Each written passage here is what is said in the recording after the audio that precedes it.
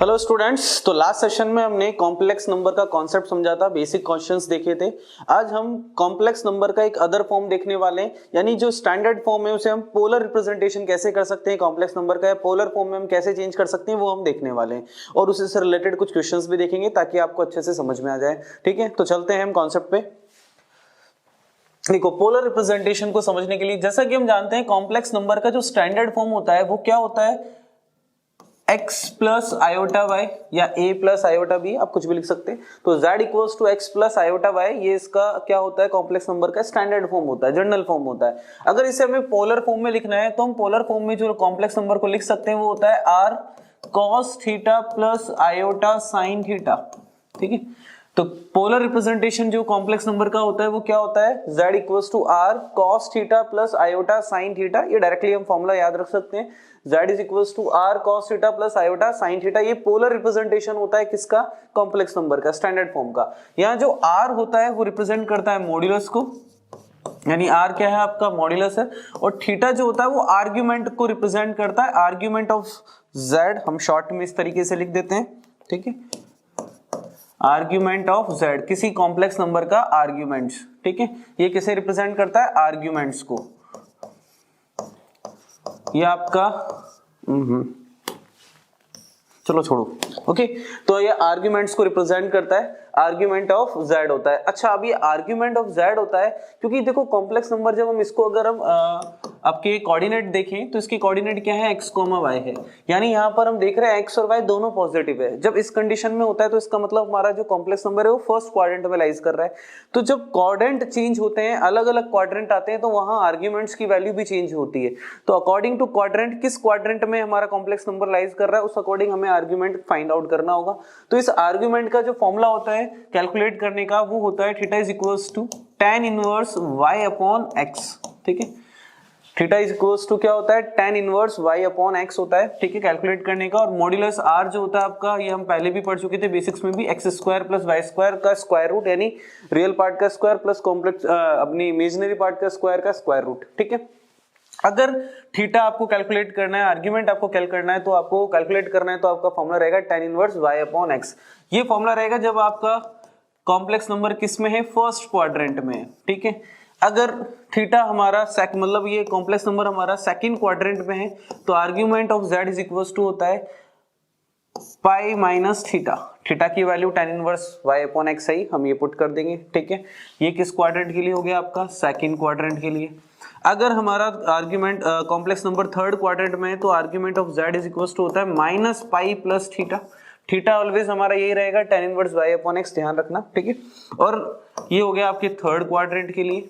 अगर हम fourth quadrant में होंगे तो argument of z equals to होगा माइनस थीटा। ठीक है, ये किस क्वाड्रेंट के लिए होगा, फोर्थ क्वाड्रेंट के लिए। तो हम देख लेंगे हमारा कॉम्प्लेक्स नंबर किस में लाइज कर रहा है, वो कैसे पता लग जाएगा, x और y के कोऑर्डिनेट की हेल्प से। ठीक है, तो ये अलग अलग क्वाड्रेंट के हिसाब से आर्ग्यूमेंट का फॉर्मूला अलग अलग रहेगा। जब थीटा और आर्ग्यूमेंट हमें मिल जाएगा, हम यहाँ पुट कर देंगे और हमारा पोलर फॉर्म हमें मिल जाएगा किसी भी कॉम्प्लेक्स नंबर के स्टैंडर्ड फॉर्म का। ठीक है, तो इस तरीके से हम चेंज कर सकते हैं पोलर फॉर्म में।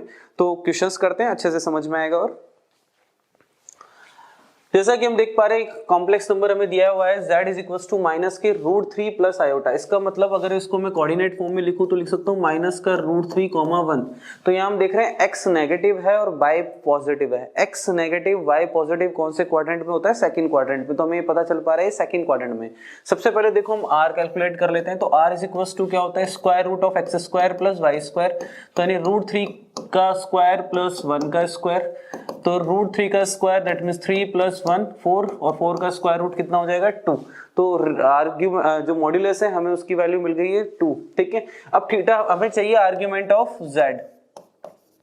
अब देखो हम यहाँ देख रहे हैं आर्ग्यूमेंट ऑफ z हमें निकालना है। हम देख पा रहे हैं कि यहाँ जो हमारा कॉम्प्लेक्स नंबर है x नेगेटिव y पॉजिटिव, यानी कौन से क्वाड्रेंट में लाइज कर रहा है, सेकंड क्वाड्रेंट में।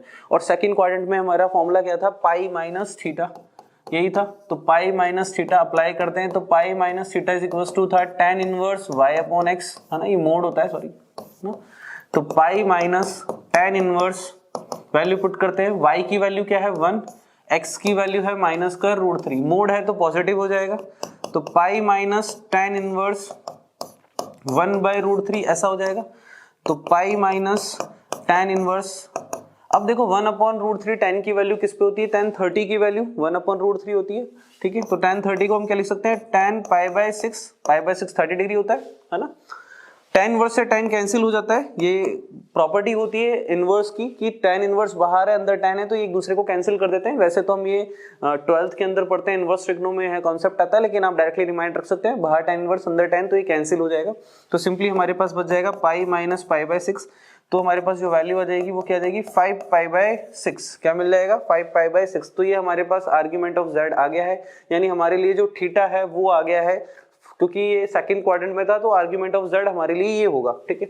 अब जो स्टैंडर्ड जो उसका पोलर फॉर्म होता है वो फॉर्मूला क्या होता है, r cos theta plus iota sin theta. यहाँ थीटा मतलब आर्ग्यूमेंट ऑफ z है, ठीक है, क्योंकि हम फर्स्ट क्वाड्रेंट के लिए लिखते हैं, इसलिए हम argument of z is equal to theta हो जाता है, इसलिए हमने इसको थीटा छोड़ रखा था, ठीक है। तो r cos theta plus iota sin theta, इस क्वेश्चंस के लिए हमारे लिए थीटा 5π/6 होगा, ओके। तो वैल्यू पुट कर देते हैं, तो z is equal to r कितना है, 2 cos 5π/6 प्लस आयोटा sin 5π/6, ठीक है। ये आपका फाइनल आंसर हो गया। तो इस तरीके से हम कॉम्प्लेक्स नंबर को पोलर फॉर्म में चेंज कर सकते हैं। आया होगा आपको अच्छे से समझ में। चलो एक और क्वेश्चंस देखते हैं और अच्छे से क्लियर हो जाएगा, ठीक है।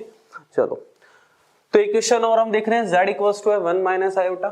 यहाँ हम देखें तो रियल पार्ट 1 है, इमेजिनरी पार्ट -1 है, ठीक है। चलो सबसे पहले हम r कैलकुलेट कर लेते हैं, तो r इज इक्वल्स टू वही x² प्लस y² हो जाएगा, तो 1 का स्क्वायर माइनस 1 का स्क्वायर, तो r इज इक्वल्स टू हमें क्या मिलेगा √2, ठीक है। अब देखें यहाँ पे आर्ग्यूमेंट निकालना, आर्ग्यूमेंट ऑफ z कौन से क्वाड्रेंट पे लाइज कर रहा है, यहाँ हम देख रहे हैं x तो पॉजिटिव है y नेगेटिव है, तो x positive y negative fourth quadrant में होता है। तो फोर्थ क्वाड्रेंट में जो आर्ग्यूमेंट ऑफ z होता है वो किसके इक्वल होता है, माइनस थीटा के इक्वल होता है।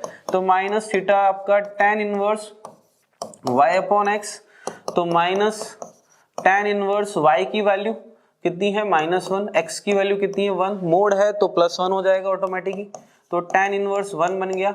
1 वैल्यू किस पे होती है, tan π/4 45 डिग्री पे होती है, तो मैं यहाँ tan π/4 लिख दूंगा।